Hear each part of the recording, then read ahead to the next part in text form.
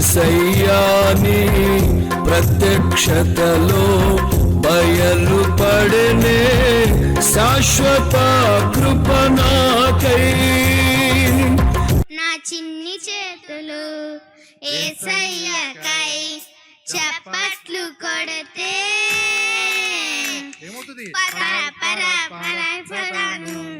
పారిపోతాడు సాతాను, సాతాను పారిపోతాడు సాతాను. నా చిన్ని పెదవులు యేసయ్యకై స్తుతిస్తే సాతాను పారిపోతాడు సాతాను, సాతాను పారిపోతాడు సాతాను. నా చిన్ని అడుగులు యేసయ్యకై ముందుకేసే సాతాను పారిపోతాడు సాతాను, సాతాను పారిపోతాడు సాతాను. నా చిన్ని చేతులు యేసయ్యకై చప్పట్లు కొడితే సాతాను పారిపోతాడు సాతాను, సాతాను పారిపోతాడు సాతాను. నా చిన్ని పెదవులు యేసయ్యకై స్తుతిస్తే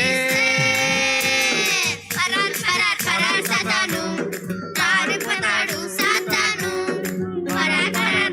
సాతాను పారిపోతాడు సాతాను. నా నా చిన్ని అడుగులు యేసయ్యకై ముందుకేస్తే సాతాను పారిపోతాడు సాతాను, సాతాను పారిపోతాడు సాతాను, సాతాను పారిపోతాడు సాతాను,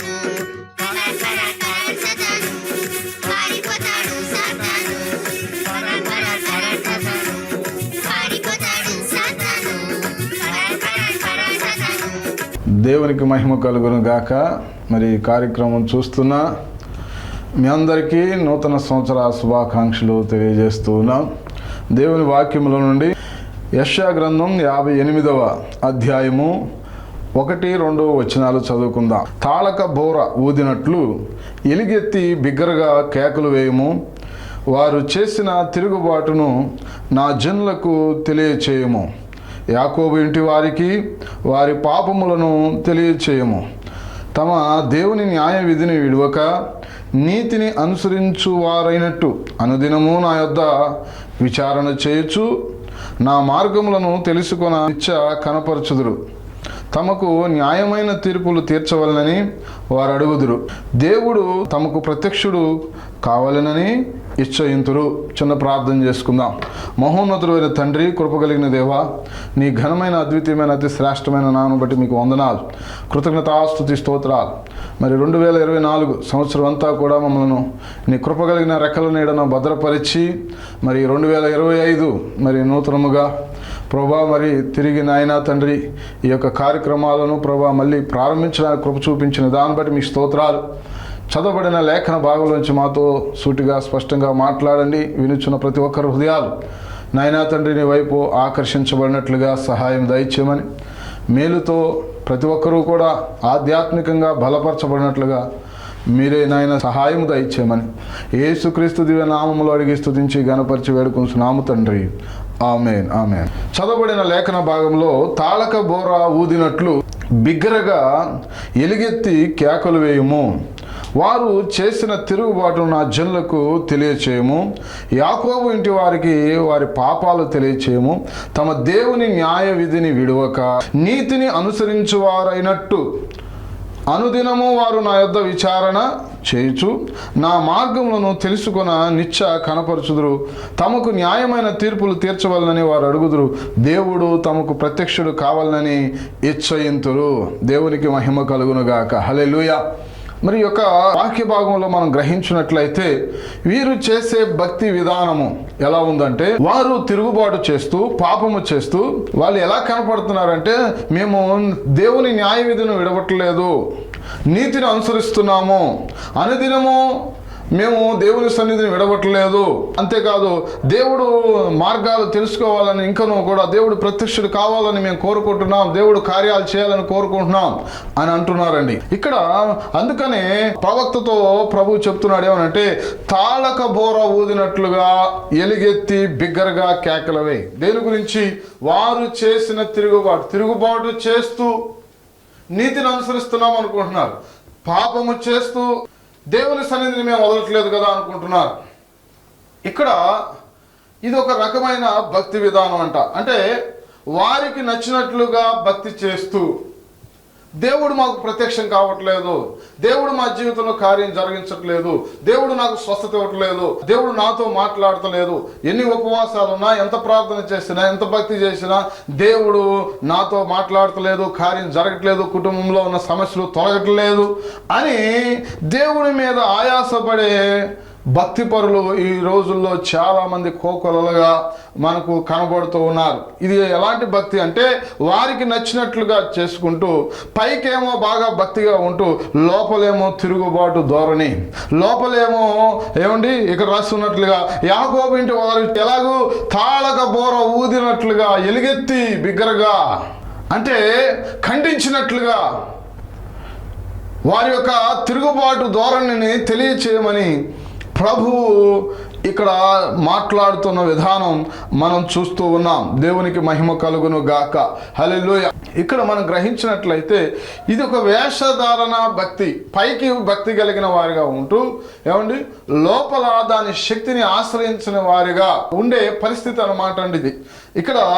అందుకనే వాళ్ళు అంటున్నారు చూడండి, 58వ అధ్యాయం 3వ వచనములో, మేము ఉపవాసం ఉండగా నీవెందుకు చూడవు, మేము మా ప్రాణములను ఆయాసపరచుకొనగా నీవెందుకు లక్ష్య పెట్టవు అని అందురు. ప్రభు అంటున్నాడు, మీ ఉపవాస దినమున మీరు వ్యాపారం చేస్తారు, మీ పనివారి చేత కఠినమైన పని చేస్తారు, మీరు కలహపడుచు వివాదము చేయొచ్చు, అన్యాయముగా గుద్దులాడుచు ఉపవాసముందురు, మీ కంఠధ్వని పరమున వినబడినట్లుగా మీరు ఇప్పుడు ఉపవాసం ఉండరు, అట్టి ఉపవాసము నాకు అనుకూలమా. ఇక్కడ గమనించండి ప్రియులారా, దేవునికి అనుకూలమైన భక్తి మనము చేసేవారిగా ఉన్నప్పుడు దేవుని కార్యాలు మనం ఈ నూతన సంవత్సరంలో చూడగలుగుతాం. గతించిన రోజుల్లో మనం అనుకోవచ్చు 2024లో నేను ఆ కార్యం చేద్దాం అనుకున్నాను, లేదా దేవుడు ఈ కార్యం నా పట్ల చేస్తాడు అనుకున్నాను, ఎంతో నేను ఆశపడి ఎదురు చూశాను, వివాహం అవ్వచ్చు, గృహం అవ్వచ్చు, ఏమండి మీ కుటుంబంలో ఉన్న సమస్యలు అవ్వచ్చు, అప్పుల బాధలు అవ్వచ్చు, ఏదైనప్పటికీ కూడా 2024లో జరుగుతుంది అని అనుకున్నాను, కానీ జరగలేదు.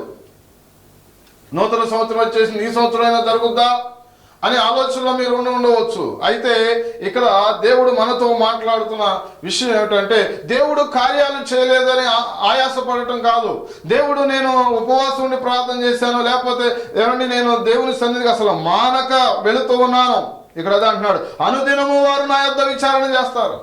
అసలు ఏ రోజు కూడా దేవుని సన్నిధికి మానకుండా, ఏ రోజు మందిరానికి మానకుండా దేవుని పరిచయంలో సహకరిస్తూ చక్కగా నేను భక్తి చేస్తున్నాను, అయినా దేవుడు నా పట్ల కార్యం చేయట్లేదు, నేను నీతిని అనుసరిస్తున్నాను అని అనుకుంటున్నారు, కానీ వారు దేవునికి నచ్చినట్లుగా భక్తి చేయట్లేదు అనేదే ప్రభు ఇక్కడ చెప్తున్న మాట. ఏమంటున్నాడంటే, ఉపవాసం అని ఉంది కానీ ఇక్కడ ఏమండి ఉపవాసము చేస్తున్నారు, కానీ ఎలా చేస్తున్నారంట, దేవునికి అనుకూలము లేని ఉపవాసం చేస్తున్నారు అన్నాడు. అట్టి ఉపవాసం నాకు అనుకూలమా, అట్టి భక్తి నాకు అనుకూలమా? మీరు కలహపడచ్చు, వివాదము చేయొచ్చు, అన్యాయంగా గుదులాడచ్చు, విస్తారమైన పనులు పెట్టుకుని నేను ఉపవాసం చేస్తున్నాను, నేను భక్తి చేస్తున్నాను, నేను ప్రార్థన చేస్తున్నాను అంటే మీ కంఠధ్వని పరమున వినబడట్లేదు అంటున్నాడు ఆయన. మీ కంఠధ్వని వినబడినట్లుగా మీరు ఇప్పుడు ఉపవాసం ఉండట్లేదు, మనం చేసే ప్రార్థన దేవుని సన్నిధికి వెళ్ళట్లేదు, అందుకనే దేవుని కార్యాలు మనం చూడలేకపోతున్నాం. మరి భక్తి చేస్తున్నాం అనుకో, మనకు మనం తృప్తి పడుతున్నాం. అంతేకాదు మనము ఏమని అంటున్నామంటే 2వ వచనంలో, తమ దేవుని న్యాయ విధిని విడువక, అసలు వాక్య ప్రకారం నేను జీవిస్తున్నానండి, చక్కగా నీతిని అనుసరిస్తానండి, నేను చేసినట్లుగా ఇంకెవరో భక్తి చేయలేరండి అని అనిపించే పరిస్థితుల్లో మనము వ్యవహారం చేస్తూ ఉన్నాం. పైకి చూడండి, లూకా సువార్త 18వ అధ్యాయము 9వ వచనం.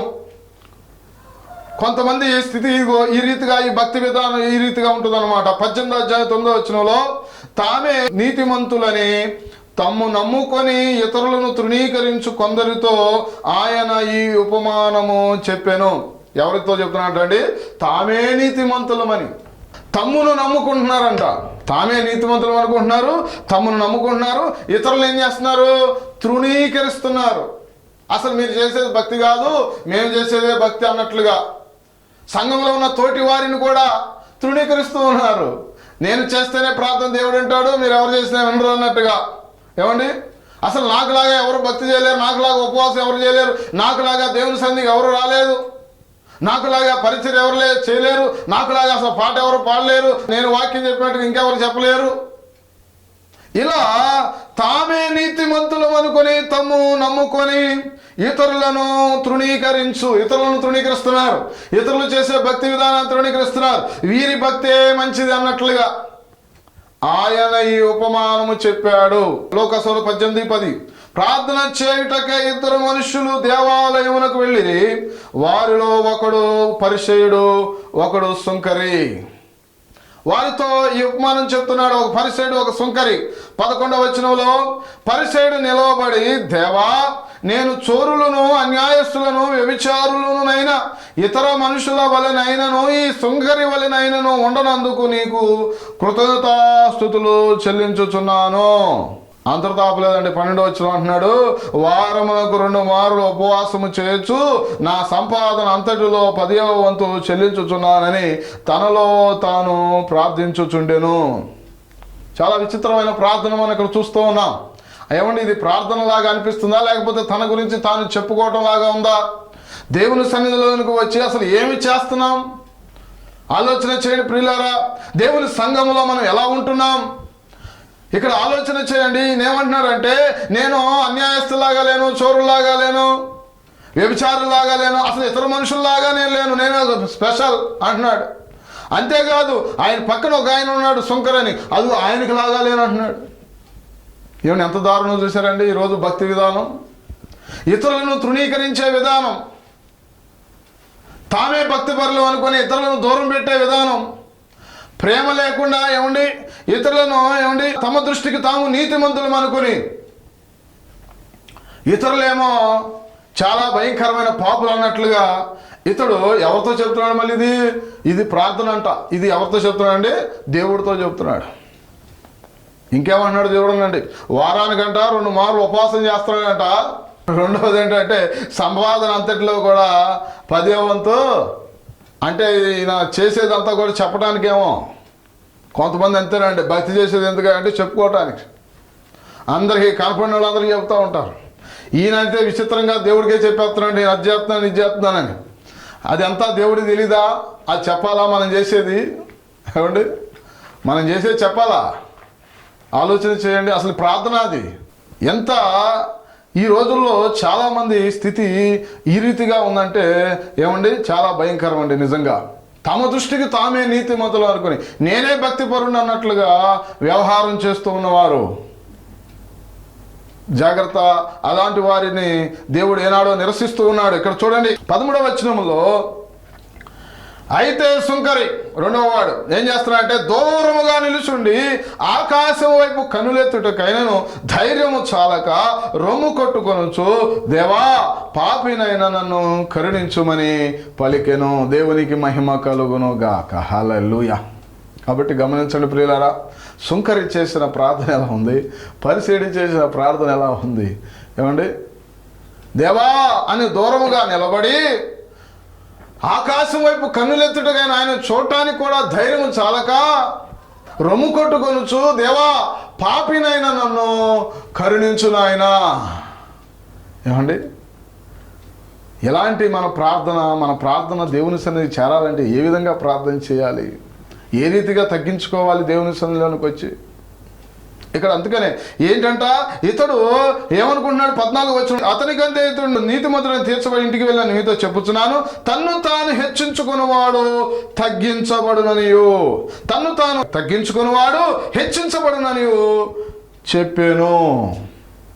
ఇప్పుడు పరిసేయుడు ఏం చేశాడండి?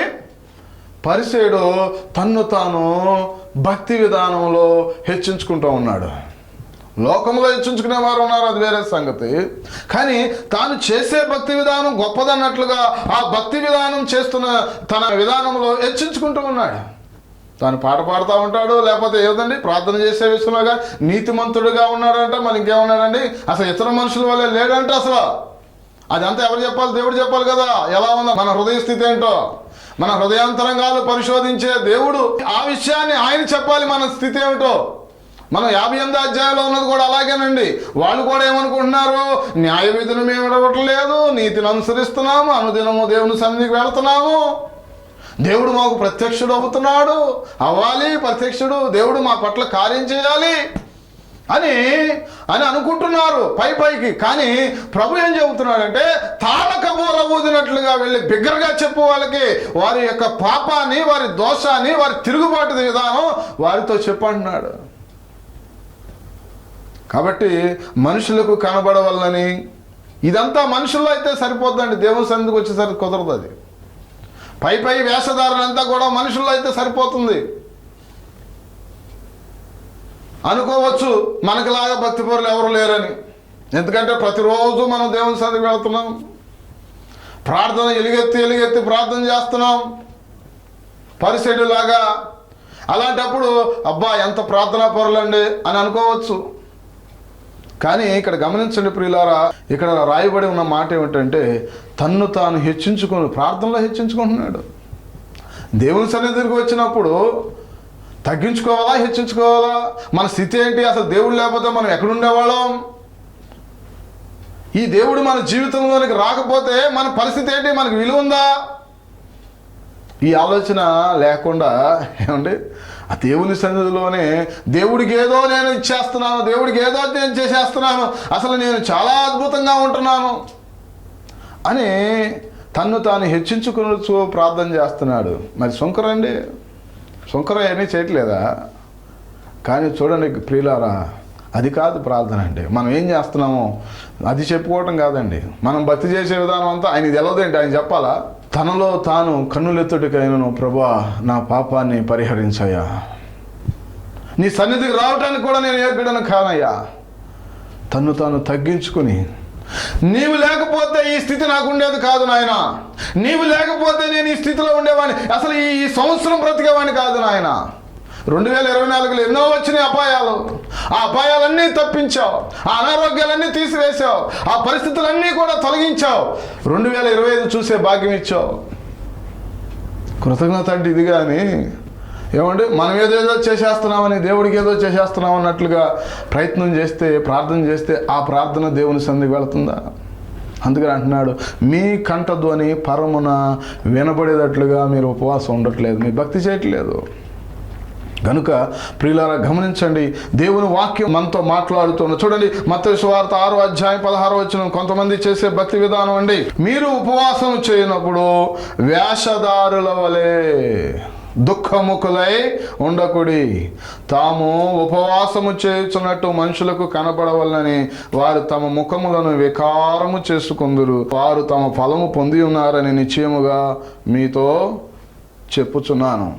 ఉపవాసము చేయుచున్నట్లు మనుషులకు కనబడవలనని కాక రహస్యముందున్న నీ తండ్రికే కనబడవలనని నీ ఉపవాసము చేయనప్పుడు నీ తల అంటుకొని నీ ముఖము కడుకొనుము, అప్పుడు రహస్యమందు చూచుచున్న నీ తండ్రి నీకు ప్రతిఫలం ఇచ్చును.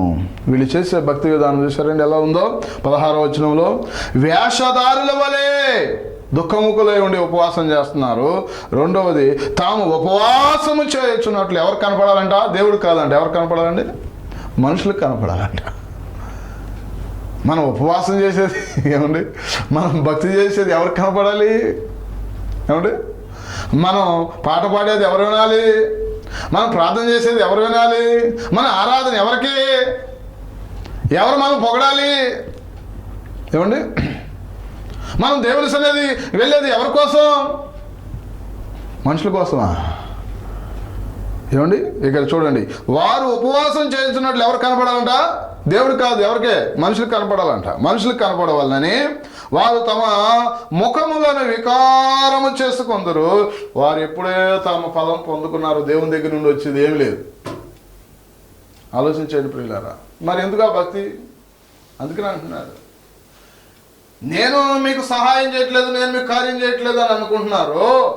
నేను చెప్పినట్లుగా మీరు భక్తి చేయకుండా, నేను చెప్పినట్లుగా మీరు ఉపవాసం చేయకుండా, మనుషులకు కనపడవాలని ఉపవాసం చేస్తా, మనుషులకు కనపడవాలని భక్తి చేస్తా, మనుషులకు కనపడవాలని కార్యక్రమాలు నిర్వహిస్తూ, మనుషుల కోసం, పేరు కోసం, గొప్ప కోసం, ప్రఖ్యాతి కోసం మీరు ప్రయత్నాలు చేస్తూ దేవుడు కార్యం చేయలేదండి. 2024 అన్నా చేస్తాడు అనుకున్నాం, 2025లోకి వచ్చామండి, ఏమీ జరగలేదండి అంటే ఏమండి?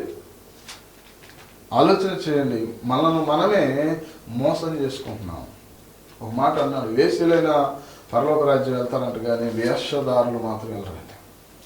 పైకి భక్తి కలిగిన వారు వెళ్ళరు అని దేవుని వాక్యం స్పష్టంగా చెబుతుంది. ఒకవేళ దేవుడికి ఇష్టమైన ఉపవాసం కనుక మనం చేస్తే, ఏమంటే దేవుడికి ఇష్టమైన భక్తి మనం చేస్తే, దేవుడికి కనబడాలన్న ఉద్దేశంతో దేవుని సముఖంలో ఆయన సన్నిధిలో తగ్గించుకుని దేవుడి సన్నిధిలో మనం చేసిన భక్తి ఆయనకి ఇష్టమైన రీతిలో ఆయనకు నచ్చినట్లుగా మనం భక్తి చేస్తే, ఇక్కడ చూడండి దేవుడి ఆశీర్వాదం ఎంత అద్భుతంగా ఉందంటే 58వ అధ్యాయం 7-8 వచనాలలో చూడండి, నీ ఆహారము ఆకలికొని వారి పెట్టు, నీ రక్త సంబంధికి ముఖము తప్పింపకుండుటయో, దిక్కుమాలిన భేదన ఇంట చేర్చుకున్నటయో, వస్త్రహీనుడు కనపడిన వారికి వస్త్రం, ఇదియే కదా నాకు ఇష్టమైన ఉపవాసం అని చెప్పి ఆ తర్వాత అన్నాడు, అలాగున అంటే దేవుడికి ఇష్టమైనట్లుగా నువ్వు చేస్తే, నువ్వు చేసిన ఎడలా నీ వెలుగు వేకు చుక్క వలె ఉదయిస్తుంది, స్వస్థత నీకు శీఘ్రముగా లభించును, స్వస్థత నీకు శీఘ్రంగా లభిస్తుంది, నీ నీతి నీ ముందర నడుస్తుంది, యెహోవా మహిమ నీ సైన్యపు వెనుకటి భాగమును కావలి కాయను, అప్పుడు నీవు పిలవగా యెహోవా అంటాడు, ఉత్తరం ఇస్తాడంటండి. అంతేకాదు, నీవు మొరపెట్టగా ఆయన నేను ఉన్నాను అంటాడంటండి. ఇతరులను బాధించడం, వేలు పెట్టి తిరస్కరించడం, చెడ్డ దానిని మాట్లాడటం నువ్వు మానాలి. ఒకవేళ 2024 అలాంటి పనులు చేసామేమో, వేలు పెట్టి తిరస్కరించడం, ఇతరులను బాధించడం, అంతేకాదు చెడ్డదాని ఇతరుల గురించి చెడుగా మాట్లాడుకోవటం, ఇవి మాని చక్కగా దేవునికి ఇష్టమైన రీతిలో నీ ప్రవర్తనను సరిదిద్దుకొని చక్కగా ఉపవాసం చేసిన, భక్తి చేసిన, ప్రార్థన చేసిన, పాట పాడిన, ఆరాధన చేసిన, పరిచర్య చేసిన, ఏది చేసినా దేవుడు దానిని మెచ్చుతాడు, దానికి తగిన ప్రతిఫలము ఇస్తాడు. ఇక్కడ అంటున్నాడు చూడండి 10వ వచనం చదువు, ఆశించిన దానిని ఆకలి కొనిన వానికి ఇచ్చి శ్రమపడిన వాడిని తృప్తిపరిచిన వేళ చీకటిలో నీ వెలుగు ప్రకాశిస్తుంది, అంధకారము నీకు మధ్యాహ్నం వలె ఉంటుంది, యెహోవా నిన్ను నిత్యము నడిపిస్తాడు. ఏమండి, క్షామకాలమున కరువు వచ్చినప్పటికీ కూడా ఆయన నిన్ను తృప్తిపరిచి నీ ఎముకలను బలపరుస్తాడు.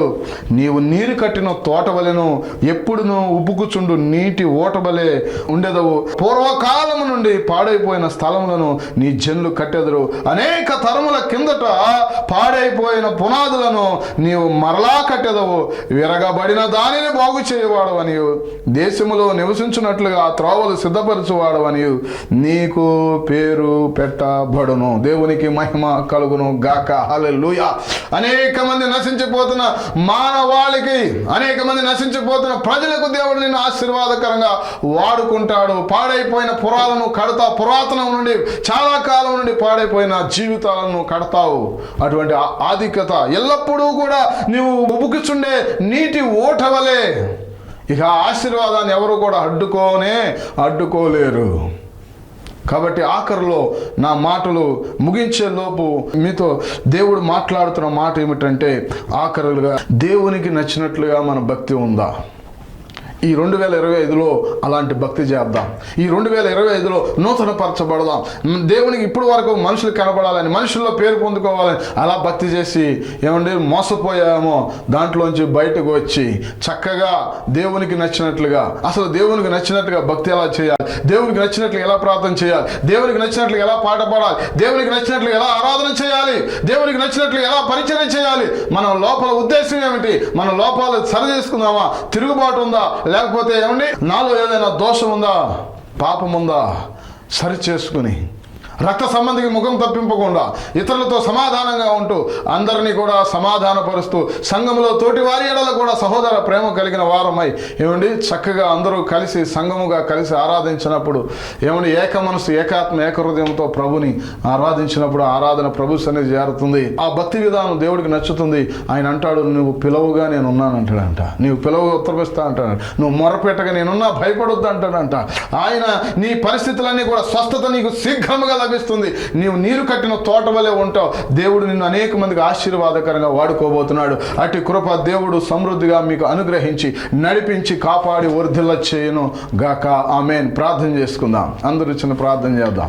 మహోన్నతుడైన తండ్రి, కృప కలిగిన దేవా, నీ ఘనమైన అద్వితీయమైన అతి శ్రేష్టమైన నామం బట్టి మీకు వందనాలు. ఈ నూతన సంవత్సరంలో ఇచ్చిన ఈ మంచి నాయనా తండ్రి వర్తమానం బట్టి మీకు ఎంతగానో కృతజ్ఞత స్తుతి స్తోత్రాలు చెల్లించుకుంటున్నాం ప్రభా. మరి నాయనా తండ్రి, నీకు నచ్చినట్లుగా మేము భక్తి చేసి, నీకు నచ్చినట్లుగా నాయన ఉపవాసం, నీకు నచ్చినట్లుగా ప్రభా అయా కార్యక్రమాలు నిర్వహించి, నీకు నచ్చినట్లుగా పరిచర్య చేసి, నీకు నచ్చినట్లుగా సేవ చేసి, అయా నీవిచ్చే మెప్పును, నీవిచ్చే ఘనతను మేము పొందుకోవడం సహాయం చేయి. మా లోపాలు సవరించు నాయన, మా వేషధాలను తొలగించు, మా అవిధేయతలు క్షమించు, నీ కృపలో భద్రపరిచి నూతన సంవత్సరం నూతనమైన కార్యాలు, నీ కార్యములు నూతనపరచబడినట్లుగా, నూతనమైన కార్యాలు మేము పొందుకున్నట్లుగా, మేము నూతనపరచబడినట్లుగా అయా నాయనా తండ్రి, అయా నాయన నీకే వందనములు ప్రభా. ఇప్పటి వరకు కూడా మనుషులకు కనబడాలని మేము చేసి ఉన్నాము. దయతో క్షమించండి, కృపతో జ్ఞాపకం చేసుకుని నీకు నచ్చినట్లుగా మేము భక్తి చేయటానికి నువ్వు సహాయము దయచేయమని, మేలుతో మా హృదయాలు తృప్తిపరచమని నాయనా, ఈ కార్యక్రమం చూసిన ప్రతి ఒక్కరిని పేరు పేరున మీరు దీవించి వారికి ఉన్న అవసరతలన్నీ తీర్చండి. వారు ఎదుర్కొన్న సమస్యల్లో గొప్ప విజయము దయచేయండి ఆయన. నీ ఆత్మతో వారిని నింపమని ప్రార్థన చేస్తున్నాం తండ్రి. అయా మంచి ఆరోగ్యాలు దయచేయండి, అయా స్వస్థత దయచేయండి, విడుదల దయచేయండి, చీకటి శక్తుల ప్రభావం నుంచి విడుదల దయచేయండి. మీరే మహిమ పొందుకొనమని, అడగక మనిషిని అనుగ్రహించమని, సాతాను క్రియలన్నీ లయపరచమని, నీ శక్తితో నీ బలముతో మీరు నింపి నడిపించి మహిమ ఘనత ప్రభావాలు మీరే పొందుకొనమని యేసుక్రీస్తు సర్వశక్తి కలిగిన పునరుద్ధానుడైన జీవము గల నామములో అడిగి స్తుతించి ఘనపరిచి వేడుకొనుచున్నాము మా పరమ తండ్రి. ఆమేన్, ఆమేన్. అందరికీ వందనాలు. God bless you all. దేవునికి మహిమ కలుగును గాక. మరొక శుభవార్తను మేము ముందుకు తీసుకురావాలని, అదేమిటంటే ఇప్పటికి మా పరిచర్యలలో లేలగరువు, వడ్లమన్నాడు, గూడూరు, అలాగే బాపట్ల దగ్గర కర్లపాలెం ఈ పరిచర్యలు జరుగుతూ ఉన్నాయి. నూతనంగా మరొక ద్వారం దేవుడు తెరిచాడు. అదేమిటంటే పెడన్లో నూతనంగా పరిచర్య ప్రారంభించడానికి దేవుడు ద్వారం తెరిచాడు. అందుని బట్టి దేవుడికి ఎంతగానో కృతజ్ఞతాస్తుతులు స్తోత్రాలు చెల్లిస్తున్నాను. మరి ఈ విషయాన్ని మీ అందరికీ కూడా మరి తెలియపరుస్తున్నాం. పెడన్లో ప్రతి ఆదివారము ఉదయం 9 గంటలకు ఆరాధన జరుగుతుంది. కావున మీకు తెలిసిన వారు ఎవరైనా మరి ఆ ప్రాంతంలో ఉన్నట్లయితే, మీ బంధువులు కానీ రక్త సంబంధులు కానీ ఎవరున్నప్పటికీ కూడా తెలియపరచండి. పెడన్లో ప్రతి ఆదివారం ఉదయం 9 గంటలకు ఆరాధన జరుగుతుంది. ఈ ఆరాధనలో మాతో కలిసి ఆరాధించడానికి మీ అందరినీ ప్రేమపూర్వకంగా ఆహ్వానిస్తున్నాం. మరి మీకు తెలిసిన వారు తెలియపరచండి. ఈ నూతన బ్రాంచ్, ఈ నూతన పరిచర్య రాకడ వరకు నిలిచి అనేక మందికి ఆశీర్వాదకరంగా అనేక ఆత్మలు రక్షించినట్లుగా మీ అందరూ ప్రార్థించవలసిందిగా ప్రభు పేరట మీకు మనవి చేస్తూ సెలవు తీసుకుని అందరికీ వందనాలు. దేవునికి మహిమ కలుగును గాక. మరి ఈ విషయం మేము మీతో చెప్పడానికి ఎంతో సంతోషిస్తున్నాం. మరి ఎంతో ఈ కార్యక్రమాన్ని మీరు ఆదరిస్తున్నారు. అందుని బట్టి దేవునికి స్తోత్రాలు. మీ అందరికీ వందనాలు. మరి ఈ పరిచర్యలో ప్రస్తుతానికి లేలగరువు, గూడూరు, వడ్లమన్నాడు ప్రాంతాలలో మరి చక్కగా దేవుని యొక్క పరిచర్య జరుగుతుంది 3 గ్రామాల్లో. అయితే దేవుని యొక్క దర్శనం మేరకు గత 2 సంవత్సరాల నుంచి కనిపెట్టి ప్రార్థన చేసి దేవుడిచ్చిన దర్శనం మేరకు మరి లేలగరువు నుండి సుమారు 100 కిలోమీటర్ల దూరం మరి బాపట్ల జిల్లా కర్లపాలెం అనే గ్రామంలో దేవుడు చూపించిన దర్శనాన్ని బట్టి మరి నూతనంగా పరిచర్య ప్రారంభించడానికి దేవుడు సహాయం చేశాడు. మధ్యాహ్నం 2 గంటలకు అక్కడ ఆరాధన జరుగుతుంది. ఒకవేళ మీకు అక్కడ తెలిసిన వారు ఎవరైనా ఉంటే తెలియపరచండి. మరి అలాగే ప్రతి ఒక్కరూ కూడా ఈ పరిచర్య కోసం ప్రార్థించమని, ఈ నూతన బ్రాంచ్ ద్వారా అనేక మంది రక్షించబడినట్లుగా, ఈ పరిచర్య ఇంకను శాఖోపశాఖలుగా విస్తరించినట్లుగా మీ అందరూ ప్రార్థించవలసిందిగా ప్రభు పేరిట మనవి చేస్తూ, ఈ విషయాన్ని మీకు తెలియపరచడానికి ఎంతగానో దేవుని స్తుతిస్తూ సంతోషిస్తూ మీ అందరికీ కృతజ్ఞతలు తెలియజేస్తూ ఈ విషయం మీ ప్రార్థనలో జ్ఞాపకం చేసుకోవాల్సిందిగా ప్రభు పేరిట మనవి చేస్తూ ఉన్నాను. దేవుడు మిమ్మను మీ కుటుంబాలను దీవించి ఆశీర్వదించి కాపాడును గాక. ఆమేన్. అందరికీ వందనాలు. కమ్మిలా బేతేలు ప్రార్థనా మందిరం, లేలగరువు, గూడూరు మండలం, Krishna district, Andhra Pradesh. Pin code 521366. మా phone number 784274 1167. Our address: Pastor Joshua Kamela Petelu Prayer Church, Lalagaru, Gururu Mandal, Krishna District, Andhra Pradesh. Our pin code 521366. Our phone number 74271167.